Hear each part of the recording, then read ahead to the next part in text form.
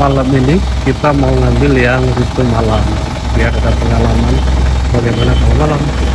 Oke, Jogja Heritage Track, kita akan reservasi dulu. Nah, bukan reservasi ya, lapor dulu. Kita dari reservasi, kita mau lapor. Ini kita sudah ada yang nomor sasar.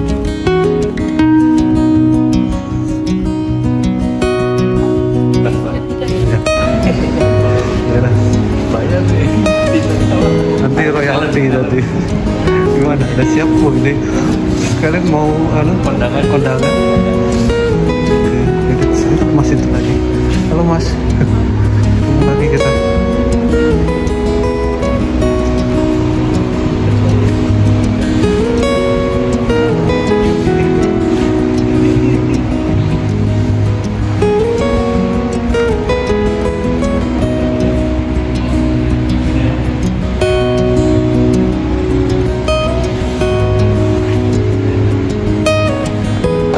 Konfirmasi kehadiran semua pada Mbak Sudah ya? Baik, kami ucapkan selamat malam sebelumnya. Malam. Mohon izin untuk mengenal diri jangan, tentu saja saya tidak sendiri ya. Kalau saya sendiri kakak saya tidak ada ya.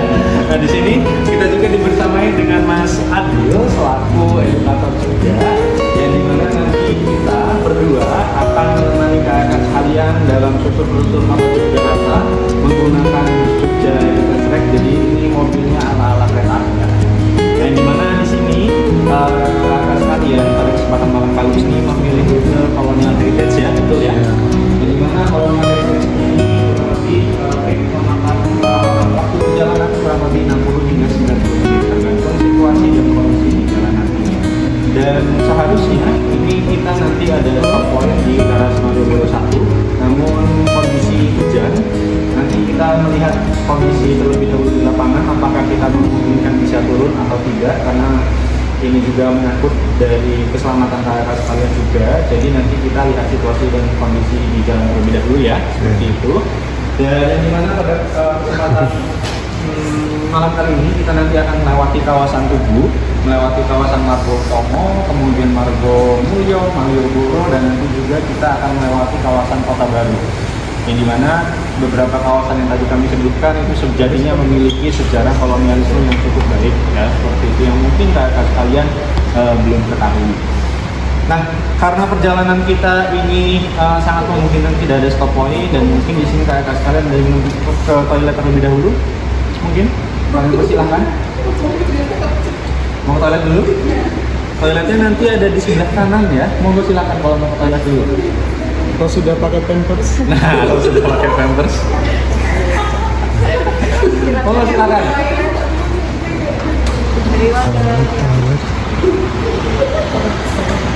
Baik, sembari menunggu rekan kita yang sedang ke toilet, mungkin nanti di sini kami bagi dua sesuai dengan reservasi yang kalian lakukan pada kami 3 orang yang ini adalah Heritage memiliki 2 armada, yang dimana armada yang warnanya merah putih yang dengan ID card warnanya merah itu adalah bis Malioboro. Sementara untuk yang warnanya putih kuning itu nanti akan mendapatkan ID card warna kuning, yang itu adalah untuk penamaan bis Keraton. Jadi untuk bis Malioboro dan bis Keraton itu hanya penamaannya saja. Untuk rutenya nanti akan menyesuaikan dari rute yang kakak sekalian pilih. Dan di dalam ataupun di dalam bisnya itu nanti kita sediakan 3 baris kursi, yang dimana baris pertama itu nanti untuk 2 orang, kemudian baris kedua untuk 3 orang, dan baris ketiga pun untuk 3 orang. Jadi ini nggak boleh di depan supir ya, nanti jatuhnya di kenek ya. Iya, seperti itu. Dan ini kita langsung bagi saja kakak sekalian sesuai dengan reservasi yang dilakukan ya. Nanti yang berasa dipanggil oleh Mas Adil nanti bisa bergerak ke sisi sebelah selatan, dan yang tidak merasa terpanggil tenang saja, nggak disuruh pulang kok. Iya, nanti akan bergerak ke sisi sebelah utara bersama saya. Seperti itu, monggo silakan Mas Adil. Baik, kita panggil untuk teman-teman yang terreservasi di bis Keraton. Yang pertama atas nama Intan Rosenanda, kemudian Aditya Ferry, Isna Rosa, Asih Sulistriyani, Okta Setiawan Widodo, Shunita Sri Rulandari. Oke, sebelumnya ada yang terpisah dari rombongannya? Ada yang terpisah dari rombongannya? Tidak ada? Oke.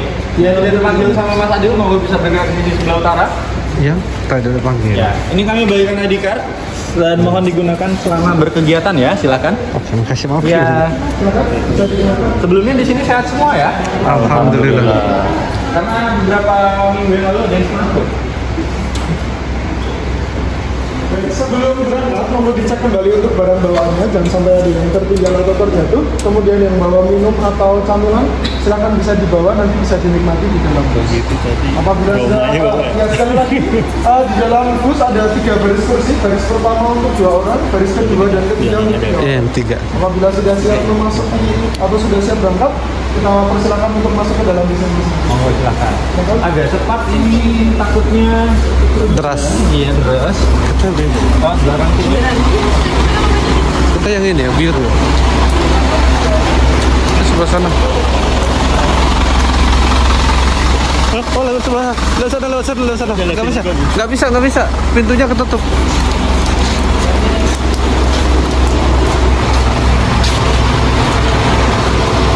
Iya. Oh iya. Sebelah sana. Iya.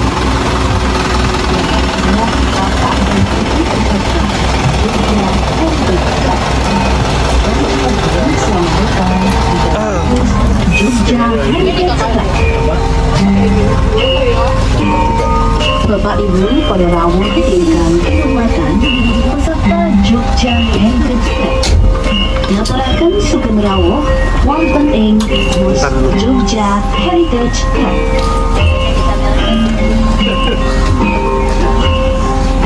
Kepada Bapak dan Ibu kami persilakan selesai mau digunakan terlebih dahulu satu pengamannya ada di kursinya dan masing-masing. kami persilakan untuk mendengarkan satu pengamatan bahwa bus Jogja Heritage Track memiliki fasilitas keamanan lainnya seperti adanya 2 alat pemecah kaca, satu tergantung di sisi kanan bagian depan bus dan satu di sisi kiri Tapi bagian jangan langsung belakang dicoba, bus. hancur nanti mobilnya ya. Terdapat pula tabung api atau alat pemadam api ringan yang terletak di samping kursi edukator, serta terdapat 4 buah CCTV yang terpasang di dalam dan luar bus. Di belakang, terus satu lagi di luar bus. Bus ini juga menyediakan sarana kebersihan sebesar dan tempat sampah yang terletak di dekat pintu penumpang. Kalau makanan minum kami Termohon persiapkan kesediaan juga. Bapak Ibu untuk turut menjaga kebersihan dengan cara membersihkan tangan secara berkala, menggunakan cairan desinfektan atau hand sanitizer, serta membuang sampah pada tempat yang sudah tersedia. Kalian, senang sekali bisa bertemu dengan kakak sekalian yang wajahnya cerah-cerah nih. Iya, Sama. wajahnya saya yakin cerahnya ini karena menawar tiket ya. Iya. Iya. Karena memang kakak sekalian untuk menikmati bus ini war tiket ya sistemnya. Yang dimana untuk 1 kali trip itu kami hanya mampu membawa maksimal 16 orang yang dibagi ke dalam 2 bis seperti itu. Nah, mohon izin sebelumnya memperkenalkan diri kembali. Perkenalkan nama saya Bibisono, saya selaku edukator yang akan membersamai kakak sekalian semua dalam bus kota Yogyakarta ya, dengan bus Jogja Heritage Track dengan rutenya yaitu Colonial Heritage. Berarti bisa kita ketahui bahwasannya kehadiran saya di sini untuk yapping ya, bukan hanya sebagai figuran saja.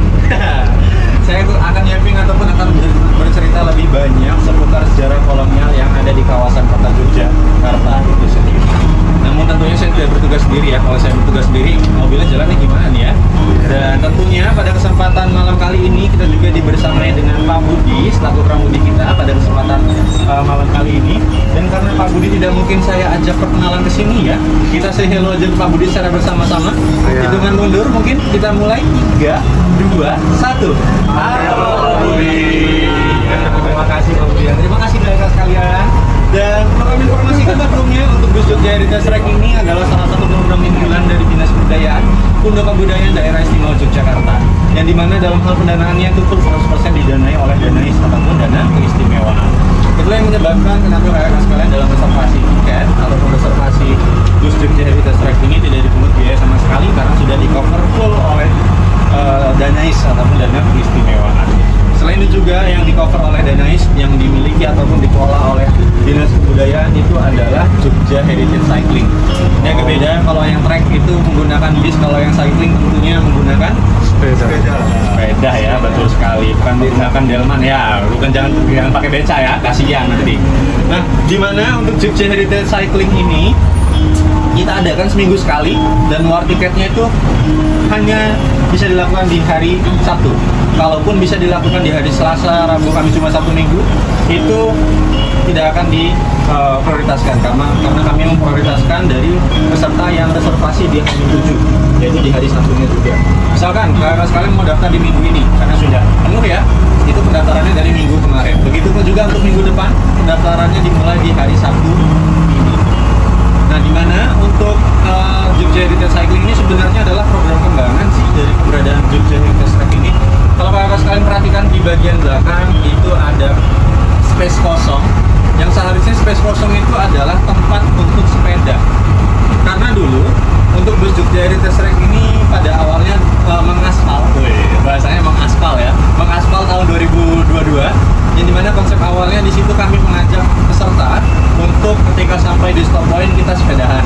Tapi kan nggak mungkin ya kita ajak sepedahan siang bolong, skincare-nya tembus nanti ya, sunscreen-nya pun tembus. Saya yakin yang ciwi-ciwi pasti udah mahal ya, nggak worth ya, nggak worth it. Sehingga untuk programnya itu kita adakan di hari Sabtu saja, yaitu di jam 7.30 pagi.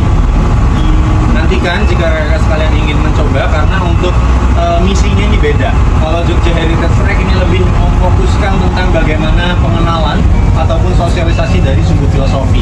Sementara untuk Jogja Heritage Cycling itu tujuannya adalah untuk mensosialisasikan dari Poros Mataram. Wah, sudah tahu belum Poros Mataram? Sumbu filosofi? Nah, sudah ada yang tahu, sudah ada yang belum ya.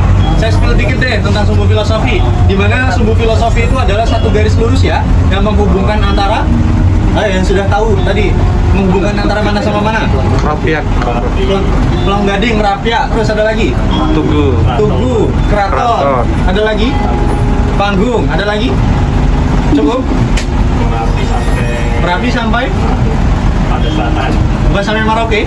Ya, bukan ya. Itu lagu ya. Kalau sampai Pantai Selatan, Merapi sampai Pantai Selatan itu adalah garis imajiner.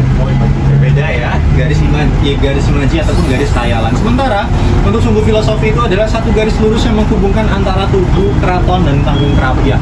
Jadi cuma ada 3. Di mana satu garis lurus itu ada filosofi yang kita kenal sebagai Sangkan Paraning Dumadi. Di mana Sangkan Paraning Dumadi itu menjadi rute utama dari keberadaan bus Jogja Heritage Track di tahun 2000.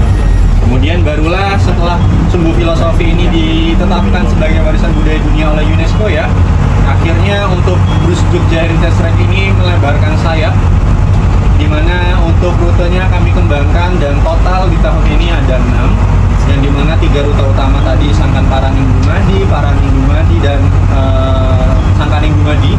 Dan untuk 3 lainnya itu ada Colonial Heritage seperti yang kita nikmati pada kesempatan malam kali ini, kemudian juga ada delegasi, dan yang terakhir itu ada Jogja Culinary. Nah, Jogja Culinary ini spesial juga karena baru tahun ini kita laksanakan, dan itu hanya seminggu sekali di hari Sabtu di jam 8.30 pagi. Seperti itu. Nanti kan jika ingin mencoba bentuk tour yang berbeda dari Jogja Culinary, itu merupakan tour yang berbeda. Untuk spill-spillannya nanti kakak sekalian bakal coba makanannya. Nah, itu spillnya seperti itu. Oke kakak sekalian, karena di sini kami sudah berkenalan seperti itu, kami di sini minta kakak sekalian untuk berkenalan. Beberapa hari yang lalu kita memperingati dari hari ulang tahun kemerdekaan Republik Indonesia ya, yang dimana sekarang kita sudah merdeka berapa tahun? 80 tahun. Oke, benar sekali ya. Dan dimana 80 tahun kemerdekaan kita itu sejatinya melewati masa yang cukup kelam ya, sebelumnya yang kita kenal sebagai masa kolonialisme dan masa pendudukan Jepang.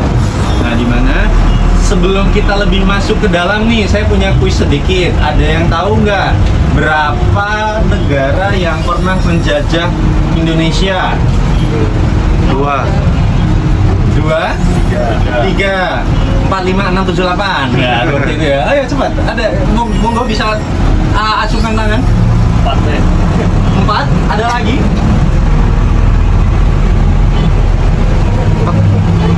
Nyerah apa aja? Nyerah? 4? Kayaknya 2 ya. Terkunci? Terkunci? Terkunci?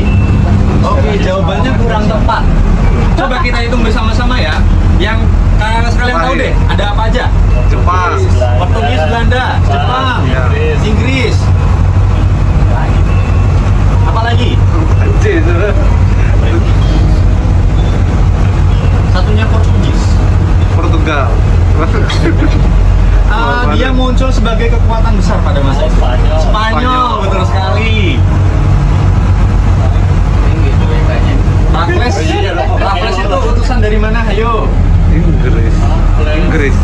Inggris, betul sekali. Udah sebut belum ya? Belum ya? Belum. Nah, belum. Satu lagi. Ayo. Satu lagi. Yang secara tidak langsung menjajah Republik Indonesia. Ayo, ada yang tahu nggak? Ini apa? Cluenya? Eropa, coba. Eropa. Prancis. Terkenal Prancis, betul sekali. Nah, Raffles itu adalah salah satu utusan dari Napoleon Bonaparte untuk menguasai kawasan Jawa dari keturunan Inggris seperti itu. Nah, gimana kakak sekalian, beberapa negara yang tadi kakak sebutkan itu tumpah ruah dan bersatu padu sehingga membuat ya kawasan kota Yogyakarta ini seperti yang kita lihat sekarang, terutama dalam segi bangunan, kemudian juga dari segi teknologi yang dimiliki oleh Kesultanan Yogyakarta. Nah, jika kita berbicara juga tentang kolonialisme yang hadir di kota Yogyakarta, itu tidak bisa kita lepaskan dari kehadiran Yogyakarta itu sendiri.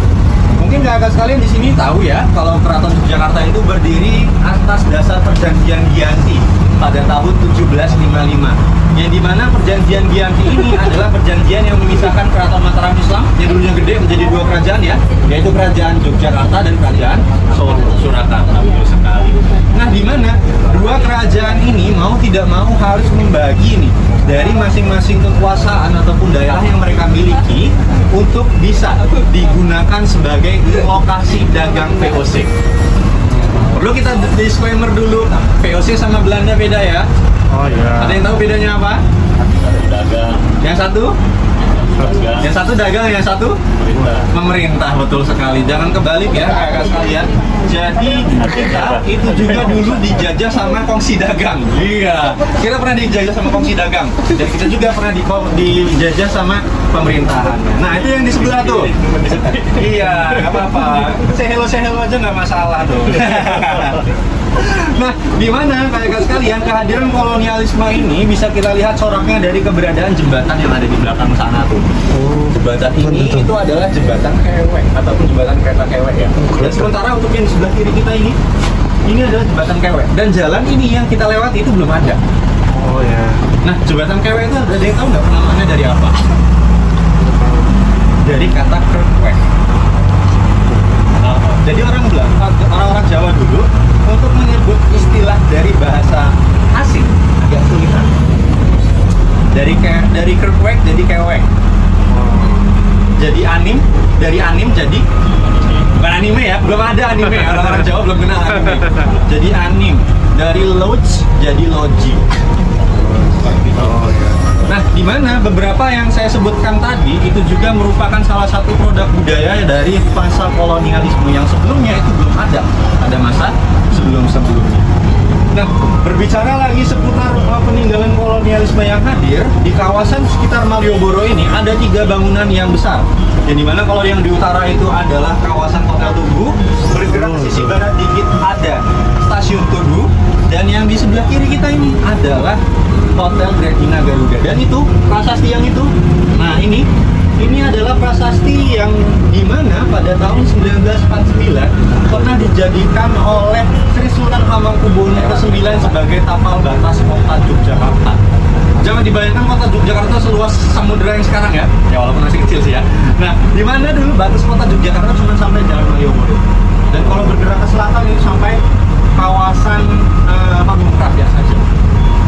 Nah, kenapa kok bisa kayak gitu? Mungkin kakak sekalian pernah dengar agresi militer Belanda 1 dan 2, yang dimana Belanda melakukan ataupun melangsungkan aksi polisi aksi, mereka bilang ya, aksi polisi, yang dimana tujuan dari aksi polisi ini adalah untuk menertibkan kawasan yang dulu pernah dijajah oleh mereka. Mereka nggak mau tuh menggunakan bahasa agresi militer. Ada tahu nggak alasannya kenapa?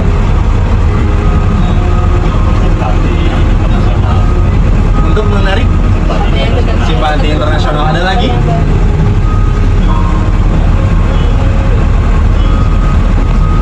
Justru Belanda ini ya, kalau misalkan bisa saya artikan, kalau bahasa sekarang ya, mungkin kakak sekarang pernah dengar istilah playing victim. Oh iya. Nah, Belanda itu sudah playing victim karena diserang Jepang, kemudian playing victim diserang sama pejuang Republik. Kenapa kok bisa gitu? Jadi setelah Indonesia merdeka ya mungkin pernah dengar bahwasannya Mika, sekutu datang dibonceng oleh Mika. Ada yang tahu nggak Mika itu apa? Bukan menikah ya, Mika. Tentara Jepang. Kurang tepat, Mika. Tentara. Apa? Kurang tepat, itu bukan tentara bahkan. Ada yang tahu Nikah nggak? itu punya Inggris. Apa? Inggris punya Inggris. Kurang tepat. Bukan. Jadi itu Netherlands apa? Netherlands betul, Netherlands. I-C-A. I-nya apa? Indies, Netherlands Indies. C-A. Nggak tahu. Ayo, ada yang tahu? Bukan merek roti ya, CA ya, bukan. CA ini adalah Civil Administration. Oh. Jadi kurang lebih seperangkat pemerintah militer yang ada, pemerintah sipil yang datang dari Belanda, datang lagi nih ke tanah jajahannya. Mereka merasa, wah ini masih Hindia Belanda nih, belum jadi republik, enak-enak aja nih, datang setelah kalahnya Jepang tiba-tiba jadi negara sendiri. Dan akhirnya gelut dan merasa pemerintah Republik Indonesia ini kasar dalam tanda kutip ya, akhirnya mereka melakukan aksi polisionil yang dilakukan secara 2 kali. Dan yang paling bohongnya itu adalah agresi militer Belanda 2. Dan mereka bahkan berani masuk ke dalam keraton Yogyakarta. Oh. Nah, karena itu nanti kakak sekalian akan melihat tentang bagaimana keraton Yogyakarta ini kawasan kotanya mulai sempit hingga batasnya tadi yang ada di sisi sebelah utara ini.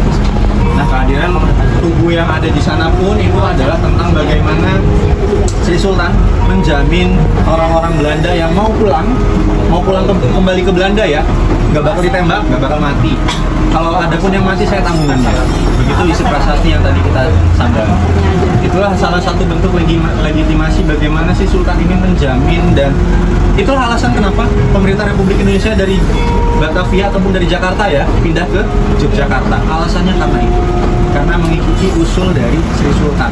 Kenapa Kak kok Sultan mengusulkan untuk pindah ke kawasan Jogja? Ada yang tahu nggak alasannya kenapa?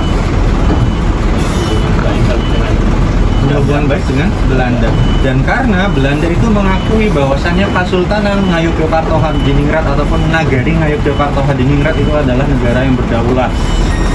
Bahkan kakak sekalian melihat ya, cenderamata yang digunakan oleh Sultan banyak sekali, terutama HB8. Wah, itu banyak sekali ya bintang-bintang ordo militer yang beliau dapatkan seperti itu. Dan salah satunya adalah tentang bagaimana beliau mengelola tentang kawasan kota Yogyakarta ini.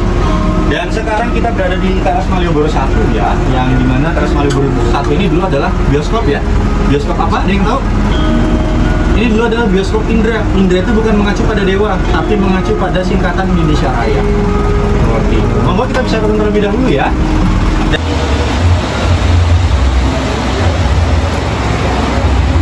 Foto sini enggak, Mas? Kita fotoin dulu.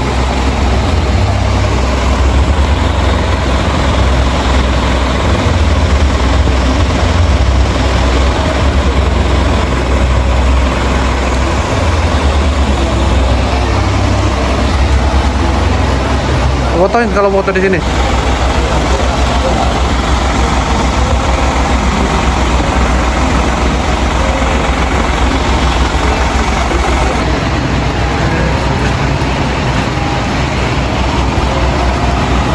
Ya bisa kita naiki. Kita ke teras.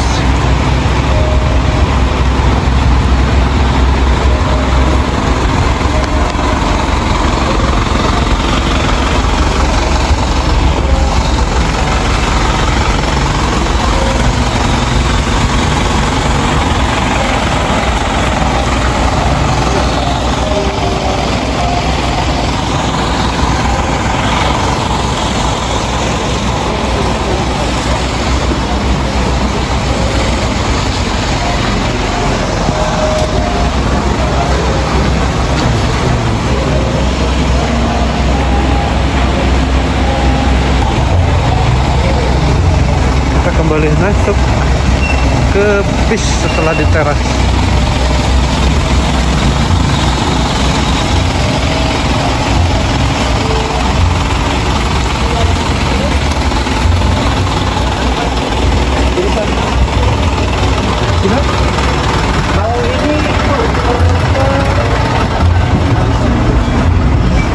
Dingin lagi.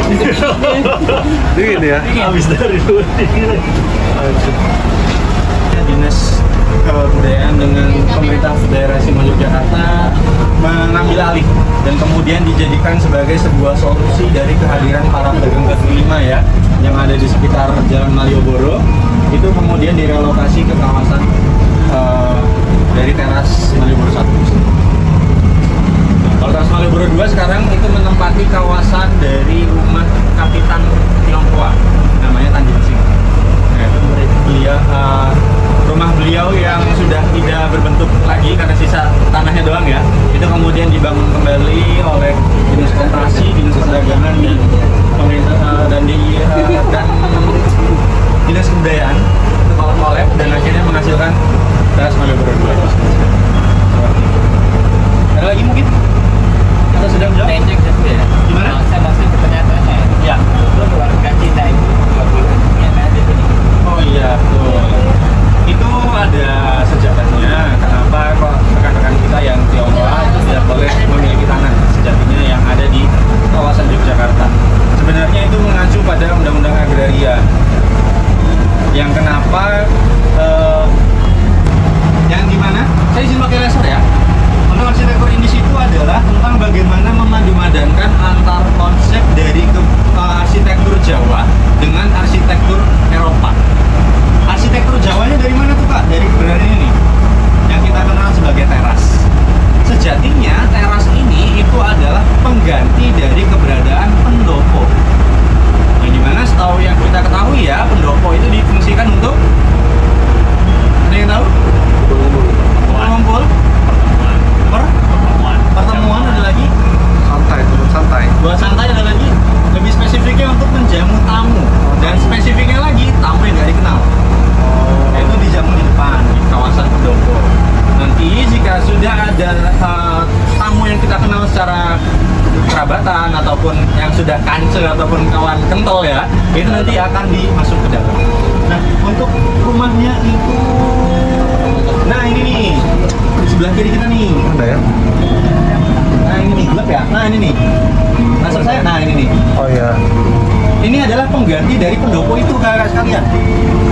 Yang dimana selain ciri-ciri dari keberadaan pendopo itu, nanti kakak sekalian akan melihat nih tentang bagaimana pintunya ini melengkung ya dan tinggi-tinggi.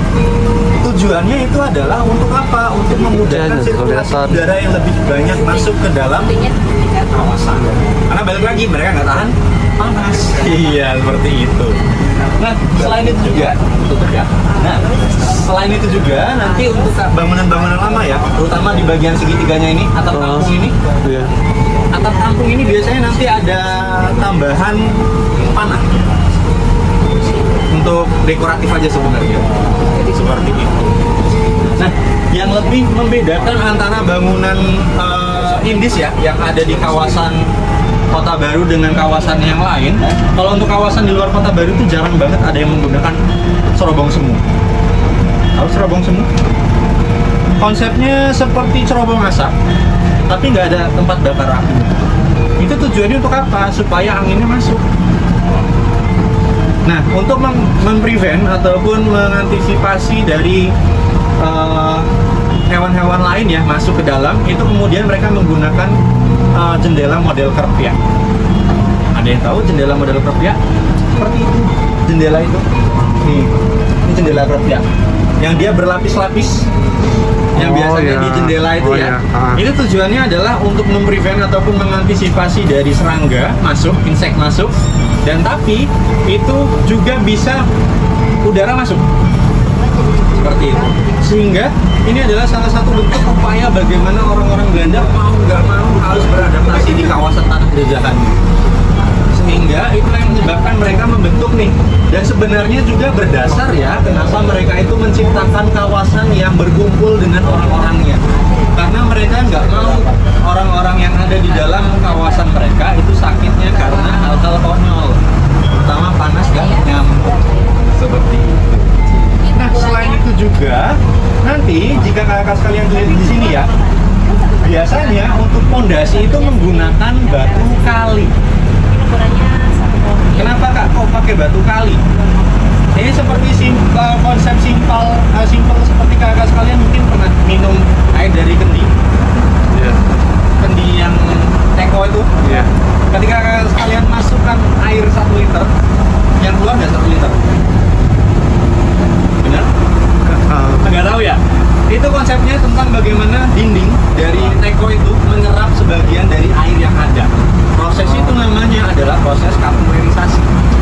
Proses tersebut kemudian terjadi juga di bangunan-bangunan yang kita miliki. Mungkin kakak sekalian pernah melihat kos atau rumahnya, kok lumutan ya, kok lembab ya. Itu sebenarnya ada proses yang tidak bagus di fondasi kakak sekalian. Itu harus dicek lagi.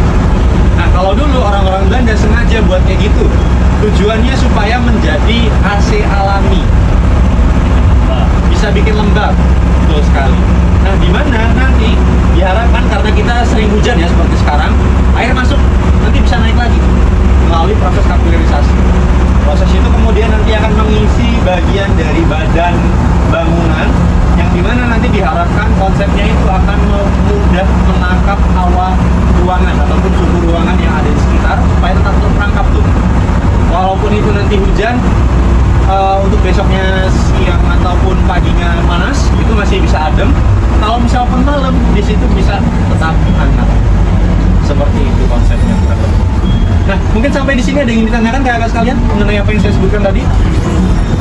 Sebenarnya saya masih penasaran, kan Belanda nganggap Jogja itu sebuah negara sendiri, diakui gitu loh.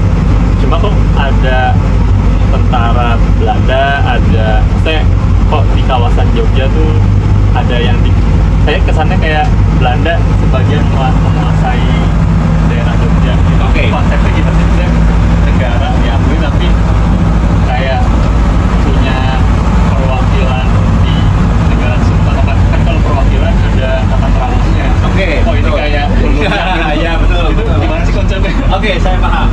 Terima kasih atas pertanyaannya. Jadi konsep tentang bagaimana orang ataupun tanah Yogyakarta ini diakui sebagai negara, tapi kok masih petentang-petenteng ya, gitu bahasa sederhananya ya. Jadi untuk kehadiran ataupun berdirinya Keraton Yogyakarta itu kan berdasarkan perjanjian Giyanti yang dibuat oleh VOC. Mau nggak mau gitu, menangani dipecah ya, jadi 2.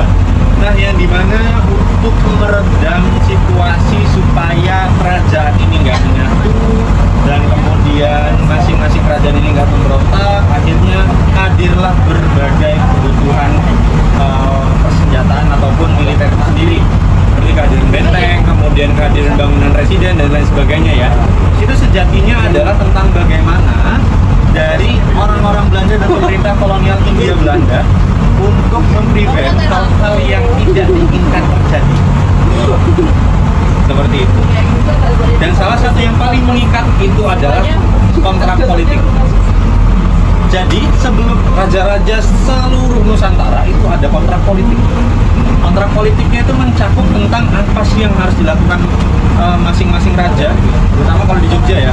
Ada cerita yang cukup terkenal di mana HB9 nggak mau nanda tanganin perjanjian kontrak politik itu selama 3 bulan, tanda tangan nggak selesai itu, dan akhirnya ada bisikan tanda tangan mas, nanti paling mereka pergi. Saya nggak percaya, berapa bulan setelahnya Jepang masuk, kalah Belanda. Nah, itu jawaban saya adalah tentang bagaimana kekhawatiran ya, bisa kita bilang kekhawatiran dari pemerintah kolonial Hindia Belanda.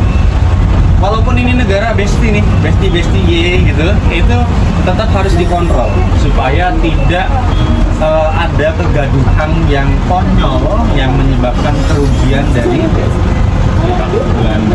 Terutama itu terjadi pada masa perang Jawa. Pangeran siapa? Pangeran siapa? Siapa? Diponegoro. Diponegoro, betul sekali. Tahunnya berapa? 18 berapa? 1825 sampai 1830. Kalau bingung jamnya jam berapa, ingat aja jam maghrib. Ya, 1825 1830 ya rentang waktunya. Nah, yang dimana pada perang Jawa itu itu sangat kocar-kacir ya, sampai mau nggak mau orang-orang VOC dan orang-orang Belanda itu buat benteng banyak banget. Bekasnya kosong, betul sekali. Betul sekali. Bekasnya kosong. pasukannya banyak yang COVID dan lain sebagainya. Itu yang menyebabkan mereka kayaknya untuk mencegah hal ini terjadi, kayaknya kita harus agak hati-hati deh, walaupun ini sohib kita. Berlebih seperti itu jawaban singkat.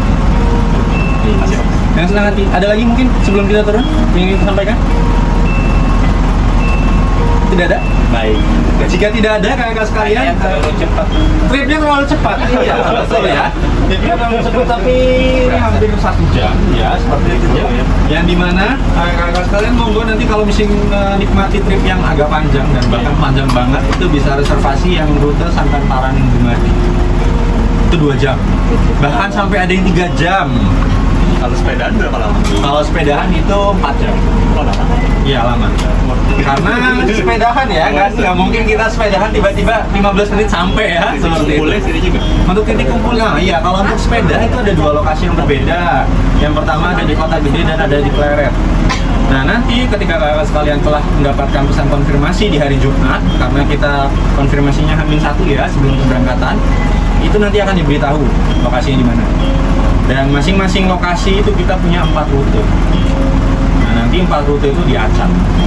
Kalau untuk yang di Kota Gede itu ada yang sejarah Perak.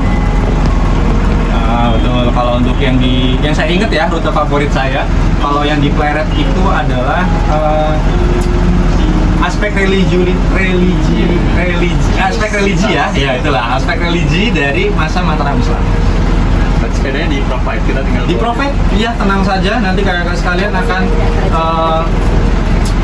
nggak perlu pusing-pusing pikir sepedanya bakal disediakan sama dinas kebudayaan dan dapat makan, tenang saja. Kan nggak mungkin ya, sepedahan gemper gitu nggak dapat apa-apa, dapat hikmahnya ya, jangan seperti itu. Baik, terima kasih kakak sekalian atas kesempatannya pada kesempatan malam kali ini. Senang sekali bisa bersama kakak sekalian pada kesempatan malam kali ini. Di sini saya Wibisono selaku edukator yang bertugas beserta Pak Budi selaku pramudi yang bertugas dan atas nama Dinas Kebudayaan, Pundo Kebudayaan Daerah Istimewa Yogyakarta. Kami mohon maaf jika dalam penyampaian yang kami sampaikan ataupun tingkah laku yang kami lakukan masih kurang berkenan di hati kakak sekalian. Sebelum kita turun, kita foto terlebih dahulu, foto bersama ya di dalam bis untuk laporan saya. Tapi kalau ada yang mau nitip pun tidak masalah juga. Mohon izin.